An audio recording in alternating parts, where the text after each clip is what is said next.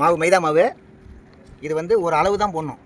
அதுக்காக காக்கில் பாக்கெட்டை கொட்டினீங்கன்னா மீன் கோய்ந்தா. நல்லா பார்த்துங்க, இந்த சைஸ் தான் போடணும். மைதா 50 கிராம் 50 கிராம் மைதா வந்து நல்லா நுர கிளம்ப அடிக்கணும். நுர கிளம்புனா இங்கே நுர கிளம்ப. எங்கள் அண்ணன் அடிக்கிறது பெரிய பேச வைக்கிறோம்ல, ஒரு கல் உள்ள வச்சிடணும்.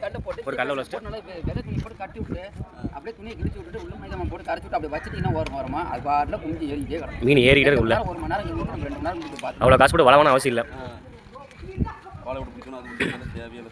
இந்த சின்னதை எப்படி போய் பிடிப்போம்? இவ்வளோ இருக்குது, அது எப்படி பிடிப்போம்? இதை இப்படி தான் பிடிக்கணும். பெரிய பேசனில் போட்டு மைதா கரைச்சி விட்டு துணியை கட்டி விட்டு நம்ம பாட்டை வச்சிட்டோம்னா அது பாட்டில் அப்படியே இருக்கும். எல்லா மீன் வந்துருங்க. பெருசு சின்னதை எல்லாமே உள்ளே பூந்துடும். எடா குட்டி பிடிச்சா இளங்குட்டி பிடிச்சா டேஸ்ட்டுன்னு சொல்கிறாங்கல்ல, அதே மாதிரி தான் மீனில் வந்து இலை மீன் தான் செம்ம டேஸ்ட். அதான் உண்மை. 2 கிலோ மீனில் திங்கிறத விட அந்த 2 கிலோ மீனில் என்னென்ன கால்சியம் புரோட்டீன் எல்லாம் இருக்குதோ அதே மட்டும்தான் சின்ன மீன்லேயும் சின்ன மீன்லேயும் இருக்கும். இதுதான் மெயின். இறக்கலாம் வாங்க.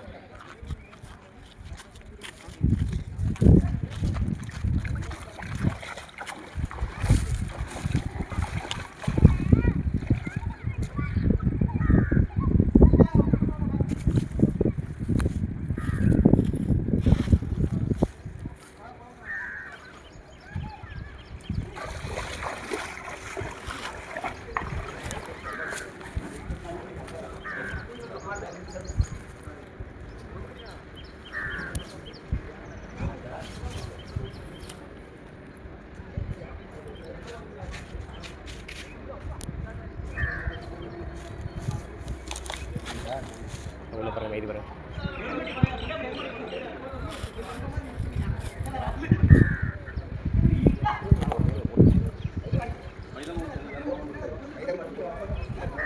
அது ஃபுல்லாக பாருங்க, எவ்வளோ மீன் பாருங்க. அது ஃபுல்லாக சுற்றி எவ்வளோ மீன். அந்த மைதாவுக்கு அவ்வளோ இதாக இருக்குது. எவ்வளோ மீன் பாருங்க. அவன் வலையை போட்டு 1/2 மணி நேரம் 1 மணி நேரம் வெயிட் பண்ணுறான். ஆமாம், இதெல்லாம் எங்கள் டெக்னிக்.